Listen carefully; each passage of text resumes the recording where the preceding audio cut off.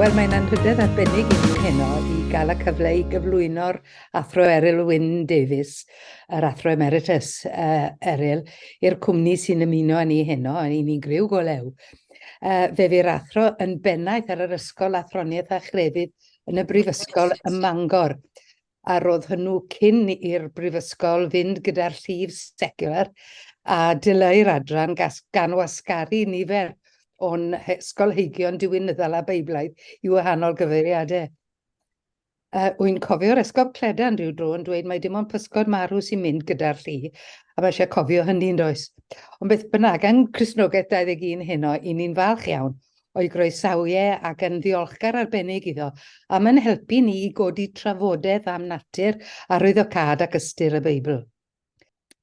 Felly, gwau meddai Gwenallt i ni wybod y geiriau heb adnabod y gair.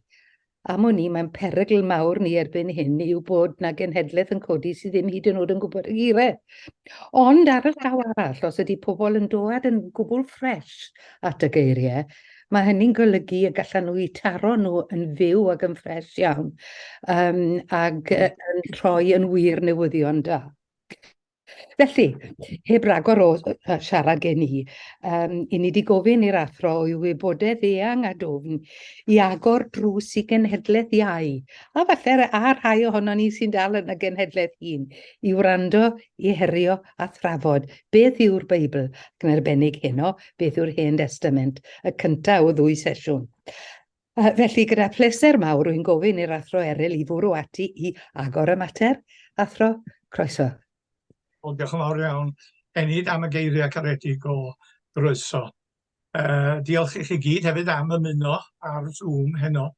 A diolch hefyd i pryderu am y gwahoddiad yma i drafod yr Hen Destament. Pan ddath y gwahoddiad, dwi'n meddwl yn ôl yn mis Mehefin, roedd pryderu wedi pwysleisio arnau mae sgwrs oedd ei angen heno ac nid darlith. Felly, dwi yn ymddiheuro ymlaen llaw os fyddai'n rhyw grwydron ddigyfeiriad braidd o'r naill beth i'r llall yn ystod 20 munud neu'r 3/4 awr nesaf. Ond mi fydd yna gyfle wedyn i pwy bynnag i ofyn unrhyw gwestiwn neu'n wir i wneud unrhyw sylw. Wel, mi fydd ni'n darlithio ar yr Hen Destament am 20 mlynedd yn y Brifysgol Mangor. A'r hyn oedd yn haro i bob blwyddyn y dweud y gwir, oedd yr anwybodaeth dybryd oedd yna ymhlith myfyrwyr ynglyn â'r Beibl yn gyffredinol a'r Hen Destament yn fwy penodol.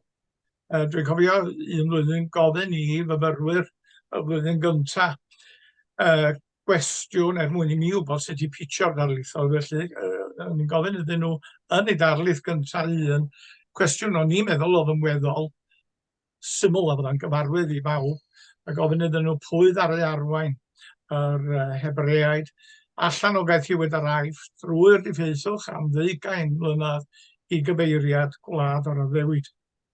Oeddech chi meddwl allan o dosbarth o 10 ar 20 o fyfyrwyr, doedd yna ddim ond 2 oedd yn gwybod mae Moses oedd yr atab. A'r hyn oedd yn drist i mi oedd, o'n i'n gwybod tas ni wedi gofyn iddyn nhw unrhyw gwestiwn ar fwdaeth neu Islam, mi fydda'r dilo wedi codi yn syth bin, mi fydda nhw'n gwybod yr atebion i gyd. Ond pen oedd yn dod i'r Beibl ac i'r Hen Destament, roedd yna ddistawrwydd llwyr. Ond yna rai o'r myfyrwyr, wrth gwrs, yn meddwl i bod nhw'n gwybod i Beibl, ond doedden nhw ddim mewn gwirionedd. Enghraifft, oeddwn ni'n gofyn iddyn nhw be ddaru Efa roi ffrwyth i Adda yng Ngardd Eden. Roedd am ryw byd o rei yn atab ac yn dweud, lafal. Ac wrth gwrs oedd rhaid mi ddweud, oedd o'n ddim sôn o gwbl am afal yn llyfr Genesis, ond oedd nhw'n gyd yn gweld be oedd wedi digwydd. Oedd nhw wedi gweld lluniau dros cannoedd, mae'n siŵr o lluniau dros y blynyddoedd efo afal yn ei llaw. Neu o'n i'n gofyn iddyn nhw cwestiwn arall ar y Jona gael ei lyncu gan beth. Ac unwaith eto, mi fydda'r myfyrwyr yn dweud, ia, da ni'n gwybod yr atab i hwnna, morfil ydy'r atab. Ac oedd o'n syndod iddyn nhw i wybod os na ddim sôn o gwbl am forfil yn yr Hen Destament. Sôn am ddysgodyn mawr sydd yna, ond nid am forfil. Ochr arall i'r geniog yna ydy bod nifer o'r rhan mwyaf o'r myfyrwyr yn dyfynnu o'i Beibl o ddydd i ddydd, ond heb bod nhw'n gwybod hynny, heb bod nhw'n ymwybodol bod nhw'n gwneud hynny.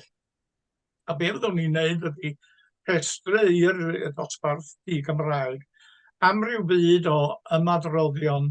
Mae'n siŵr y byddan nhw yn ei defnyddio yn ei haith bob dydd, yn ei sgwrs bob dydd, a bod yr ymadroddion yna i gyd yn tarddu o'r Beibl. Pethau fel, you're saved by the skin of his teeth, wheels within wheels, blind leading the blind, no peace for the wicked, salt of the earth, powers that be, labour of love. Llawer o ymadroddion felly yn cael ei ddefnyddio ar lafar gwlad, a dwi'n siŵr bod bobl yn amlach na ffeidio ddim syniad bod nhw mewn gwirionedd yn dyfynnu o'i Beibl. Wrth gwrs, fel oedden ni'n cyfeirio yn y cychwyn, mae yna anwybodaeth o'r Beibl yn drist iawn yn y gymdeithas gyfoes, fyddwn ni yn gwybod mae yna mentrefi bellach yma yng nghefn gwlad Cymru, lle ddim yr un ysgol Sul i'w gael gan yr un o'r enwadau anghyffurfiol. Ac o ganlyniad mi fydd yna genhedlaeth yn cael ei magu yma yng Nghymru, bydd yn gwybod y nesaf beth i ddim am ei Beibl. Oeddech chi, dwi am rhagweld rhywbeth heno. Erbyn canol y ganrif bresennol, beth bynnag fydd yr niferoedd fydd yn siarad yr iaith Gymraeg, fyddan ni wedi cyrraedd 1 miliwn a'i pheidio. Ond erbyn canol y ganrif bresennol, mi fydd yna genhedlaeth yma yng Nghymru, bydd yn methu gwerthfawrogi'n llenyddiaeth ni yn y Gymraeg. Oherwydd mae yna gymaint o'n cerddi ni, oedden ni'n dyfynnu Gwenallt, Waldo, gymaint o'n hemyna ni, Pant y Celyn ac Angredus. Maen nhw'n gyforio o gyfeiriadau at y Beibl. Ond i genedlaethau'r dyfodol, yn anffodus fydd y cyfeiriadau yna yn golygu dim byd o gwbl. Am bod nhw ddim wedi bod ar gyfyl na chapal ac gyfyl.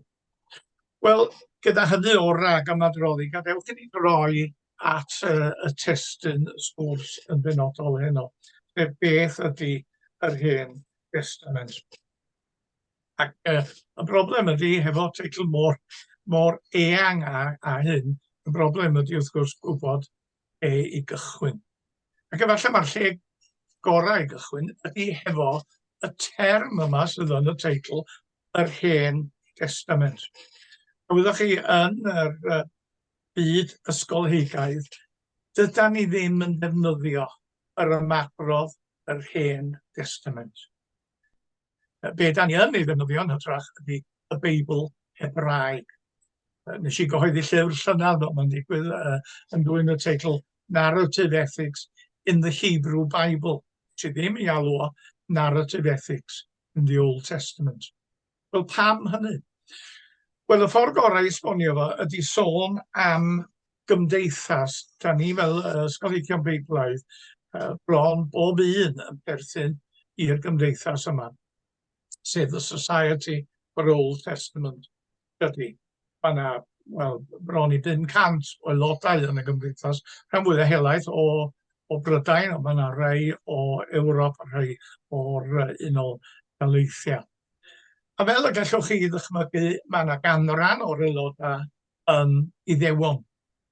Ac maen nhw o bryd i'w gilydd yn gofyn i ni sydd ar bwyllgor y gymdeithas, maen nhw'n gofyn i ni newid enw y gymdeithas. Dydyn nhw ddim yn hapus efo'r gymdeithas Society for Old Testament Study. A mae'n gwbl amlwg am dyn nhw ddim yn hapus. Oherwydd mae Old Testament, Hen Destament, wrth gwrs, yn rhagdybio o na Testament newydd. Ac wrth gwrs, dydy'r Testament newydd ddim yn rhan o'i ysgrythyr nhw. Ac yn mwy na hynny falle, mae'r gair yna hen yn Hen Testament yn tueddu weithiau i fagu ryw ystyr negyddol, bod ni'n defnyddio'r gair mewn mewn rhyw ystyr nawddoglyd efallai i gyfeirio at rhywbeth sydd yn hen ffasiwn, ddim bellach yn berthnasol. Wel, dyda ni ddim, fel mae'n digwydd, dyda ni ddim wedi newid enw'r gymdeithas. Mae'n haws i'r ysgolheigion gyfeirio at cyfarfod llythrennau SOTS. Dyda ni'n cyfarfod ddwywaith y flwyddyn, a da ni'n gofyn i gilydd, da chi'n mynd i SOTS, neu Society for Old Testament.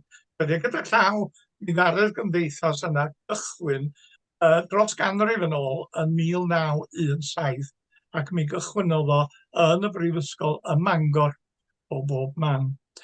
Felly, dyda ni ddim wedi ildio i'r Iddewon drwy newid teitl y gymdeithas, ond mi rydda ni o barch iddyn nhw yn defnyddio y term y Beibl Hebraeg yn hytrach na y hen.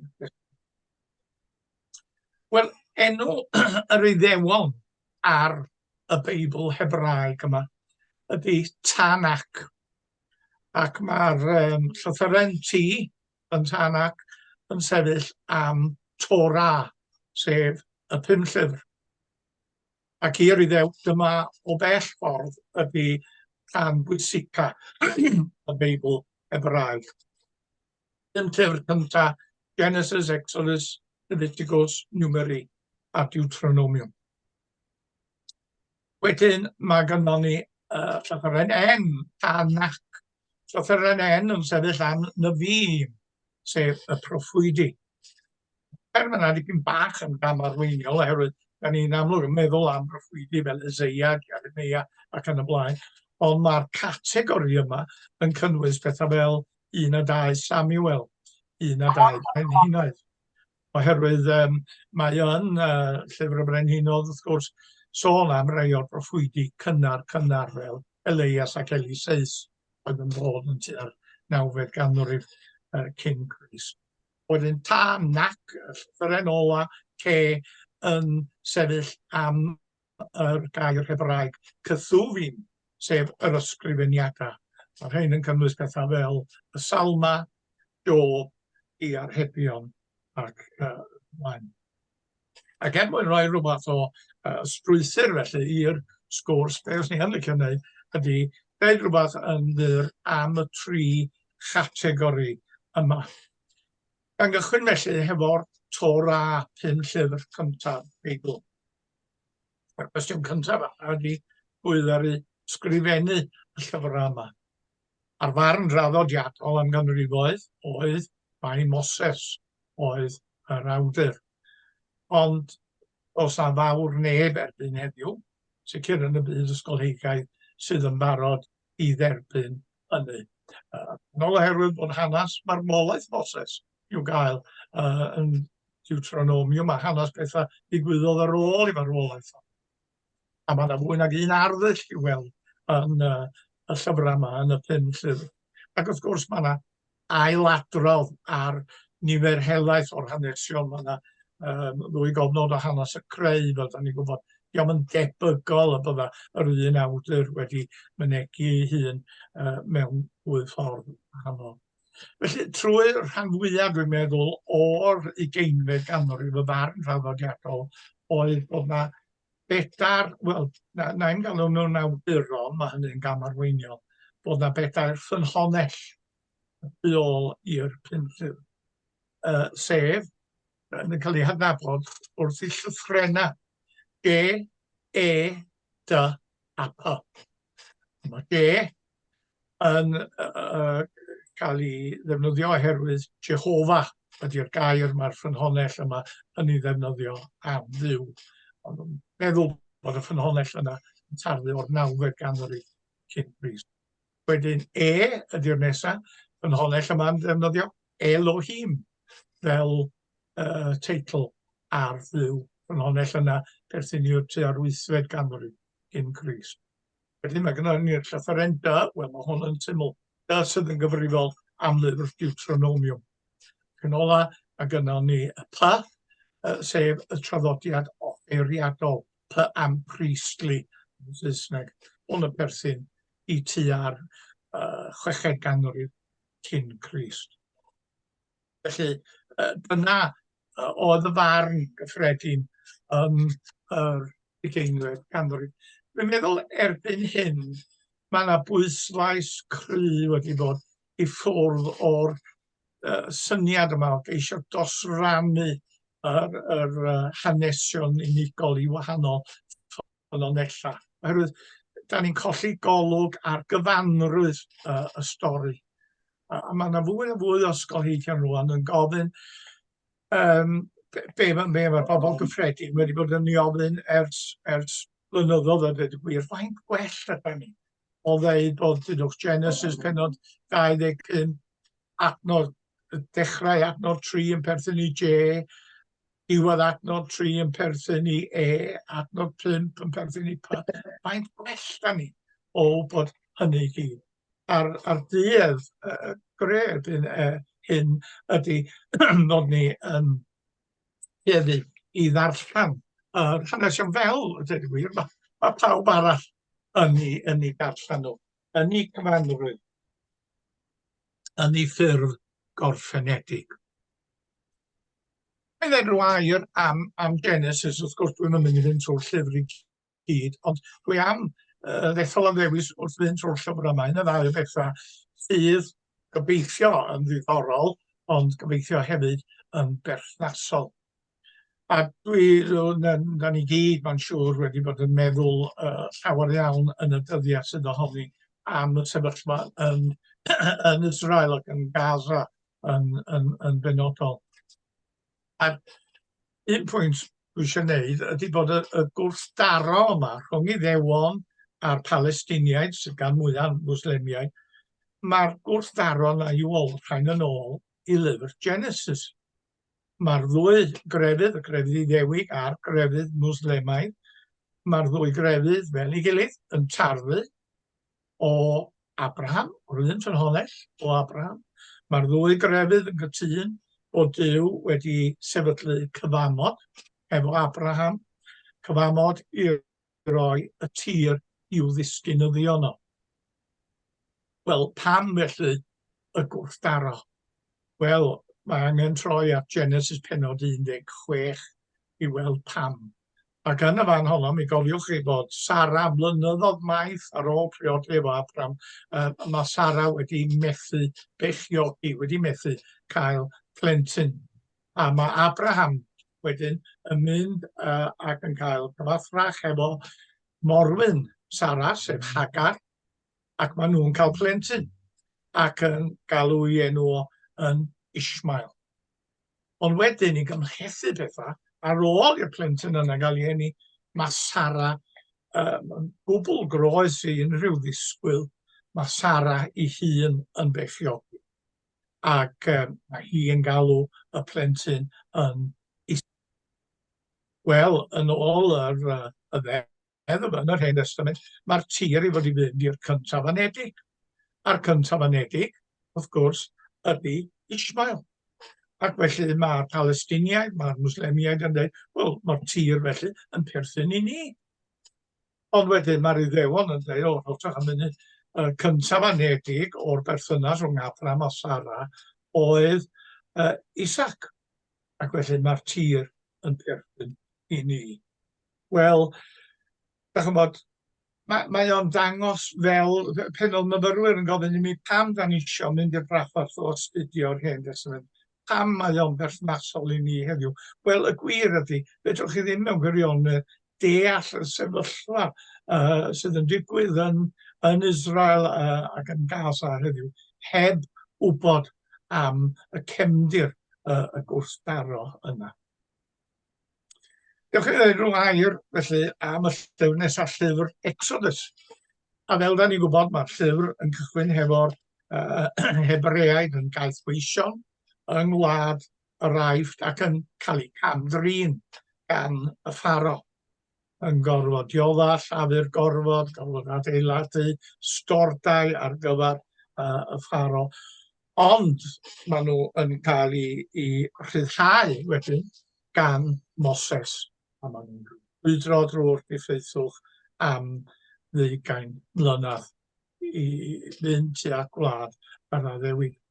Wel, Pam dwi'n cyfeirio at hyn ydy drwy ddeud bod na ffasiwn yn y byd ysgolheigaidd Beiblaidd fel sydd ym mhob byd arall. Ac y ffasiwn pen o'n ni yn fyfyriwr yn y 70au cynnar, oedd na sôn, llawer iawn o sôn am ddiwinyddiaeth rhyddhad, liberation theology. Roedd hwn yn ddiwinyddiaeth oedd yn cael ei bwysleisio gan mwyaf gan ysgolheigion yn Ne Affrica ac yn America Latin. Ac roedden nhw yn gweld yr exodus yma, y rhyddhau o gaeth diwedd yr aifft, oedden nhw'n gweld hwnna fel yr hanes canolog, fel yr hanes creiddiol yn yr Hen Destament. Ac oedden nhw'n gweld hynny oherwydd o'n nhw'n gweld, wrth gwrs, oedden nhw'n byw yng nghanol bobl tlawd, yn byw yng nghanol bobl gorthrymedig eu hunain. Ac oedden nhw'n medru dweud, wel, sbiwch, mae'r hanesydd yna, a Moses yn rhyddhau y gaeth weisio, mae o'n cynnig gobaith, mae o'n cynnig cysur, mae o'n cynnig waredigaeth i'n pobl ni, i'r clodion sydd eu hunain yn cael gorthrymedig. O'n i dweud o'na ffasiwn ym myd ysgolheictod Beiblaidd. Ac erbyn heddiw, ychydig iawn o sôn sydd na am ddiwinyddiaeth. Pam? Wel, oherwydd roedd na rhyw fath o, beth o'r Sais yn ei alw ma'n debyg, yn backlash yn erbyn hynny. Oherwydd yn y man, fe ddath na ysgolheigion o blith y Palestiniaid i ddeud, wel, rhoswch am munud bach, ydy mae'r caeth weisio yn cael ei rhyddhau o orthrwm yr aifft. Ond i be? Mwyn iddyn nhw wedyn orthrymu trigolion cynhenid gwlad Canan. Hynny ydy, y Duw sydd yn cynnig gwaredigaeth i'w Hebreaid ydy'r Duw sydd yn gorchymyn iddyn nhw ladd, y gwir, y gwragedd a'r plant yng ngwlad Canan. A da ni gyd yn gwybod bod math yna o beth wedi bod yn digwydd yn y byd yn y dyddiau ni. Ac oherwydd hynny, da ni'n gweld bod y sefyllfa yn un cymhleth iawn. Da ni wedi gweld o, mae gynnon ni derm amdano fo, sef ethnic cleansing, does. Da ni wedi weld o yn digwydd.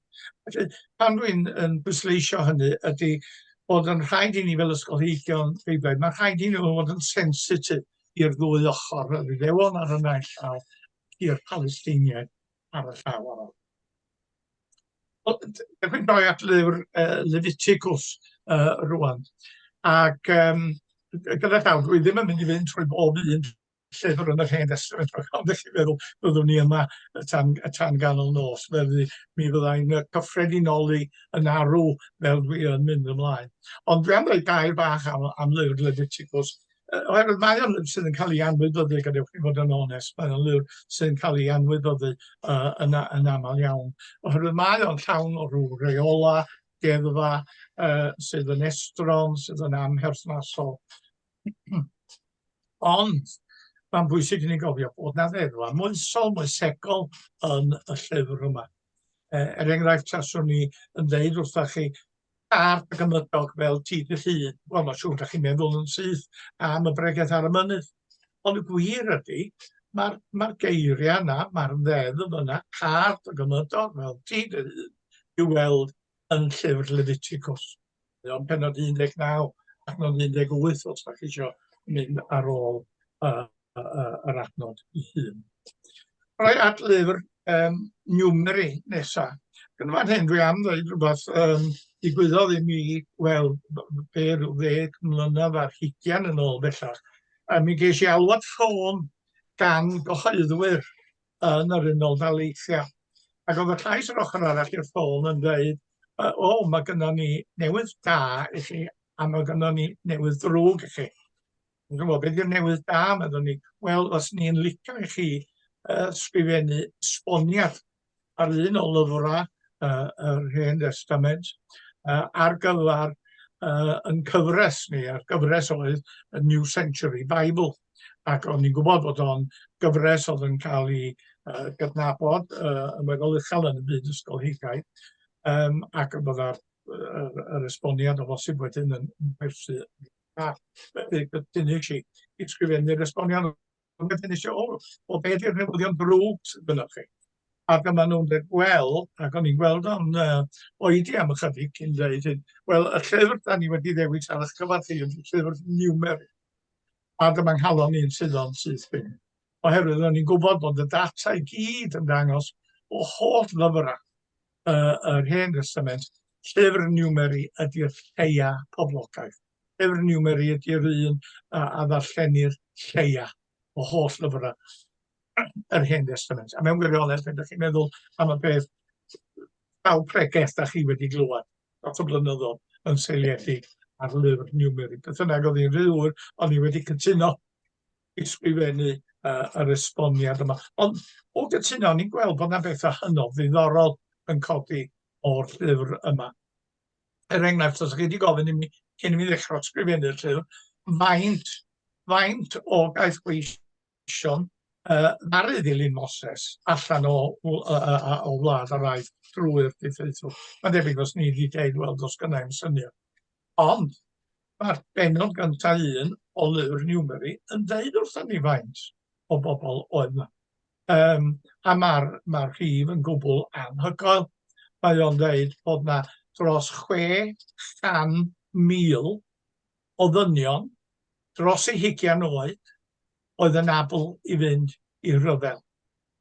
Ac dweud y gwir, maen nhw'n rhoi yr union rhif, maen nhw'n 603 o filoedd 550. Ond wedyn dyma mi'n dechrau meddwl bod yna'r dynion dros 20 oed yn medru mynd i ryfel. Be sy'n digwydd os da chi'n ychwanegu at yr rheini i gwragedd nhw, i plant nhw, bobl oedd yr rhy hen i fynd i ryfel.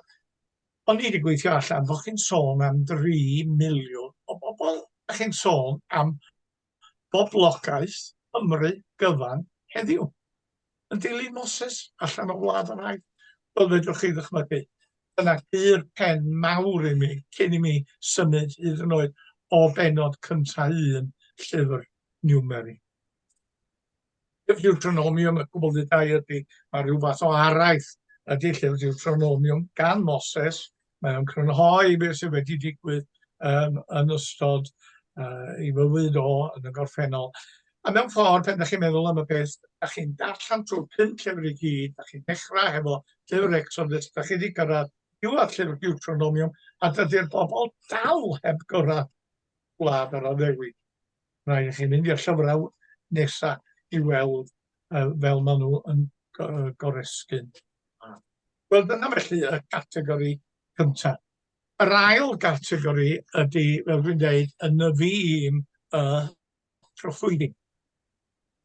Ac efallai bod ni yn tueddu i feddwl am proffwydi fel bobl, wel, fel bobl sydd yn proffwydo, fel bobl sydd yn rhagweld y dyfodol. Mae o'n bron yn ymhlug yn y gair ei hun yn dydy.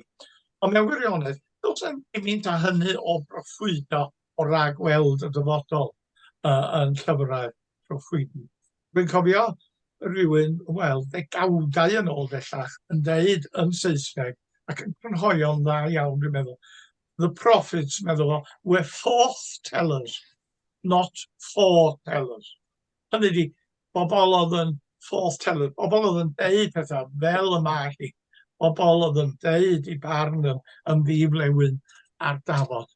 A dyna da chi'n gael mewn gwirionedd yn y proffwydi, lle maen nhw'n cyhyddo y genedl o weithredu yn anfoesol, cyhyddo'r genedl o ran o nestrwydd, mae'n cael anghyfiawnder oedd yn y llysoedd barn ac yn y blaen. Diffyg gofal am y weddw a'r tlawd yn eu plith nhw.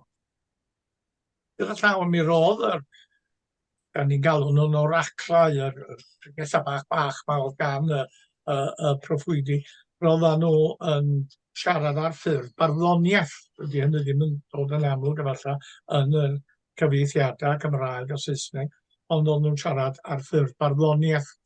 A hynny mewn unedau byr iawn fel arfer, da ni'n galw nhw yn oraclau wedi.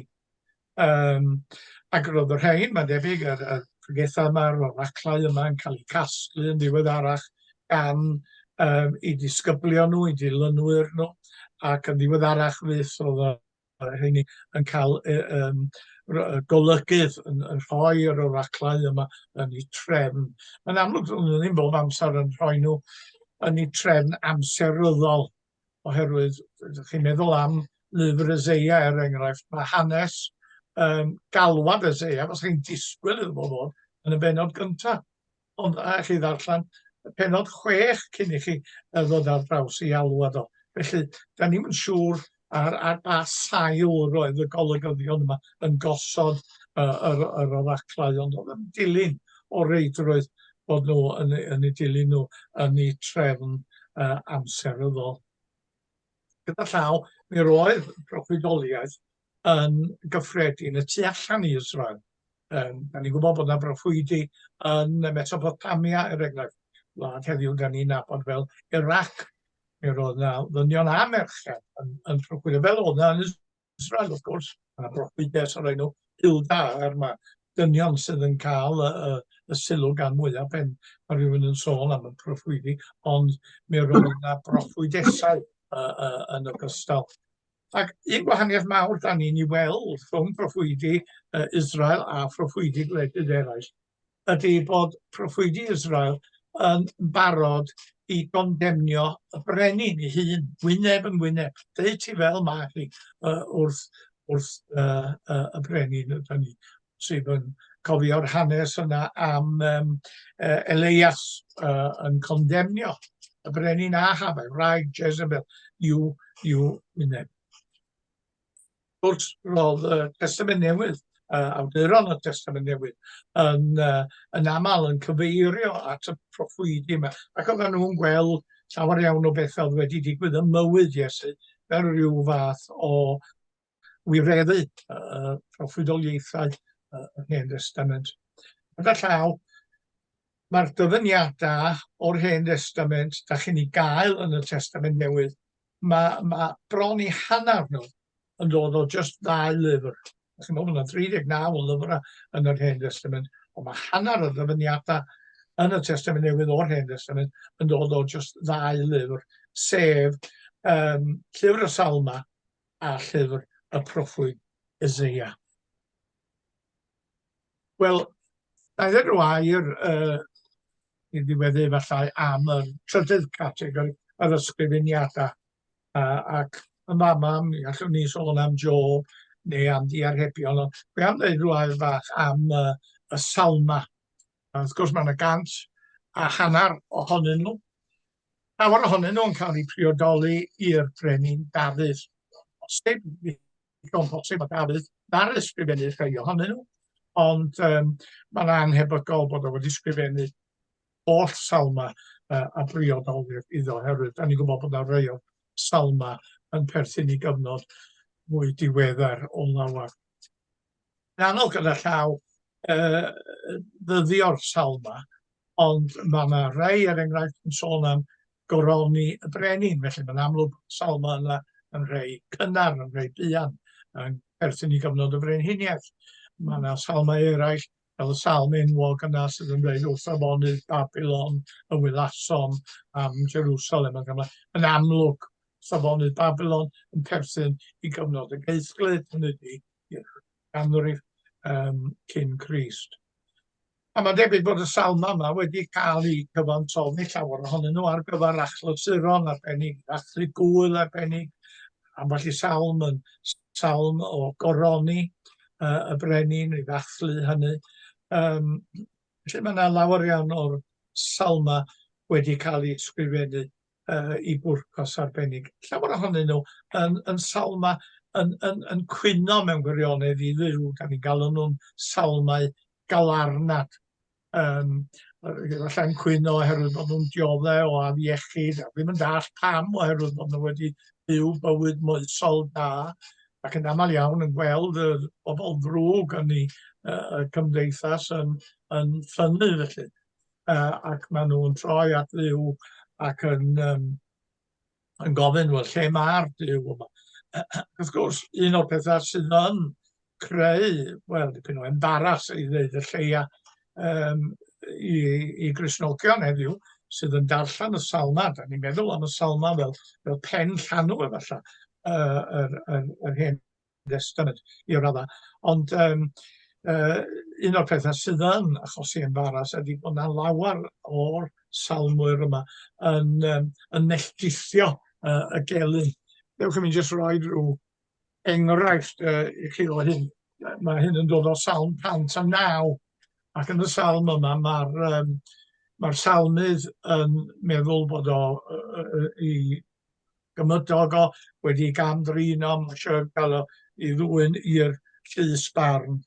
A wedyn mae o'n cyfarch Duw fel hyn, llanfern i'r ef, caffer ef yn euog, hynny wedi mynd i penderfynu beth ddyla'r canlyniad fod, ac ystyrier ei weddi yn bechod. Bydded ei ddyddiau'n ychydig, hynny wedi mynd o farw yn ddian, a chymered arall ei swydd. Bydded ei blant yn amddifad, ei wraig yn weddw. Crwydred ei blant i gardota, wedi troi allan o'i hadfeilion.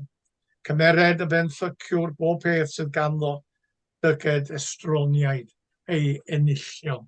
Wel, mae'r adrannau yna yn y salmau yn anodd iawn, ac yn y sgwrs nesaf yn digwydd ar ddiwedd y mis yma, mi fyddai'n canolbwyntio'r sgwrs yna ar yr adrannau, wel, os liciwch chi'r adrannau mwy anymunol o'r Hen Destament, ac gweld sut gallan ni fel Cristnogion yn dopi ar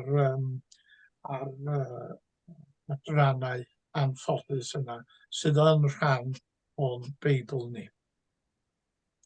Wel, dyna chi lyfrau'r Hen Destament. Mae'n 39 o lyfrau i gyd. Llaw o'n i arfer dweud wrth y myfyrwyr bod yna ffordd weddol hwylus o gofio faint o lyfrau yn yr Hen Destament ac yn y Testament Newydd. Ac wel, oedd hyn ond yn gweithio'n anffodus i'r myfyrwyr di-Gymraeg. Oedden ni'n gofyn iddyn nhw sawl llythyren oedd yn y gair new, tair Testament 9, wel, lluosi 3 yn 9, 27. Dyna faint o lyfrau sydd yn yr Testament Newydd. Faint o lythrennau sydd yn Old, Hen, 2, faint o lythrennau yn Testament 9, rhwch y 3 ar 9 efo'i gilydd, mae yna 39 o lyfrau yn y Hen Testament. Wrth gwrs, oedd rhaid i ryw bryd benderfynu pa lyfrau oedd yn mynd i gael ei derbyn i mewn i'r Hen Testament.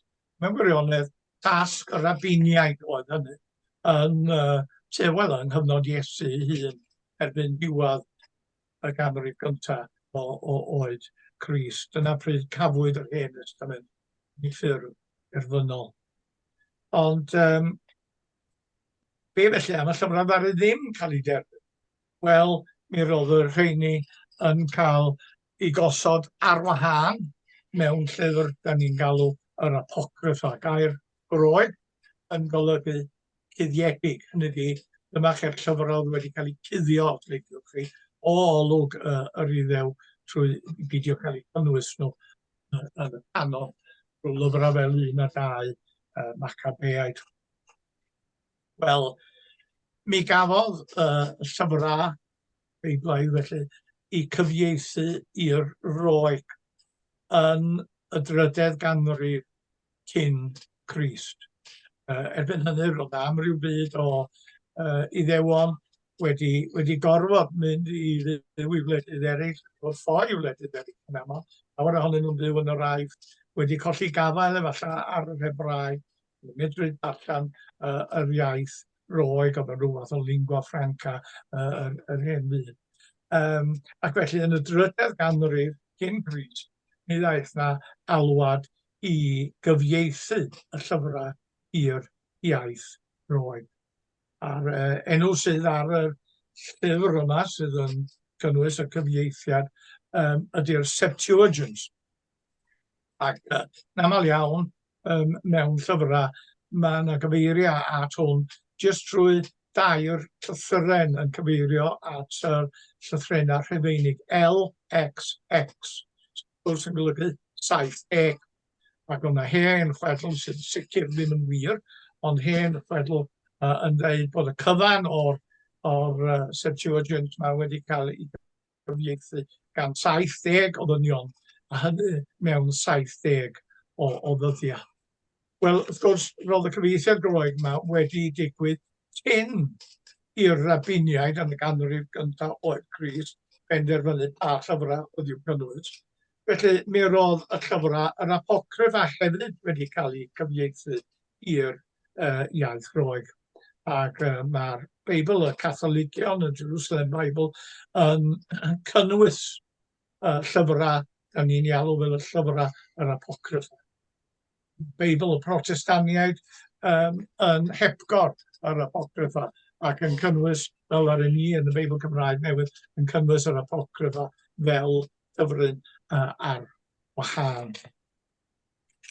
Felly, yna y Septuagint gyda llaw, jyst i ddangos i chi mor werthfawr mae'r dogfen yma, gan y Llywodraeth Prydain dalu am yr un ddogfen yma 100,000 o bunna yn ôl yn 1933. Meddyliwch be fyddai werth o heddiw. Ddaru'r cytundeb gael ei lofnodi ar ddiwrnod Nadolig o flwyddyn 1933. A mae'r ddogfen yna i'w weld yn yr amgueddfa Brydeinig yn Llundain. Wel, gobeithio bod yn yr amgueddfa Brydeinig yn Llundain pen hynny ni'n clywed am bethau yn cael ei yn diflannu o'r amgueddfa. Dwi'n fawr obeithio bod y Septuagint yna o hyd. Jyst wrth derfynu, dwi am ddeud rhyw air yn ddyr iawn am iaith yr Hen Destament. Dwi wedi bod yn sôn amdano fo fel y Beibl Hebraeg. A dydy hynny ddim hollol wir, oherwydd mae yna ychydig adnodau yn llyfr Ezra, mae yna ychydig benodau yn llyfr Daniel sydd wedi cael ei sgrifennu yn yr iaith Aramaeg. Dwi'n cofio pen eis i Gaergrawnt i wneud doethuriaeth i wneud y gwaith ymchwil a cael cyfweliad yna, a maen nhw'n gofyn, wel, da chi'n gyfarwydd ar iaith Hebraeg? Wel, mi roeddwn ni wedi astudio Hebraeg fel rhan o'n radd. A wedyn maen nhw'n gofyn, da chi'n gyfarwydd ar iaith Aramaeg? Wel, doeddwn ni ddim. A maen nhw'n dweud, wel, bydd rhaid i chi ddysgu'r iaith Aramaeg. Wedyn nes i, wel, na i addo, na i ddim cyffwrdd â llyfr Daniel, na i ddim cyffwrdd â llyfr Ezra, na i gadw'n gwbl glir o'r llyfrau yna. Ond, wrth gwrs, hynny'n tycio ddim yng Nghaergrawnt. Rheol ydy'r rheol, medden nhw. Os da chi am wneud doethuriaeth efo ni, mae rhaid i chi ddysgu Aramaeg yn y cystal. Ac nes i gofod treulio flwyddyn gyntaf o'r pwrpas o'n blwyddyn ymchwil yn astudio'r iaith Aramaeg ac yn gorfod eistedd arholiad, neu sefyll arholiad yn yr iaith yna ar ddiwedd y flwyddyn. Ac fel o'n i wedi rhagweld, oedd yr iaith ddim help o gwbl i mi. O'n i wedi gwneud yn doethuriaeth ar y proffwyd Eseia. A gwbl o'n i angen oedd yr iaith Hebraeg. Ond dyna fo. Oedd yr Beibl Hebraeg gwreiddiol, doedd na ddim cytseiniad yna o gwbl. Doedd na ddim llafariad yna o gwbl. Cytseiniad oedd yna i gyd. A weithiau, wrth gwrs, oedd hyn yn neud o'n dipyn bach yn anodd i'w ddarllen. Ffordd o'n i arfer a'i esbonio fo wrth y dosbarth Saesneg oedd dosach chi hefo'r llythrennau B, T, T, R.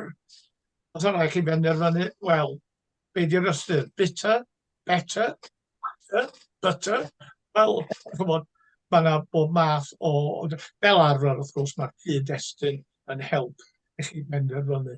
Ond maen nhw'n rhoi llafariad i mewn tant 9fed ganrif oed cryf.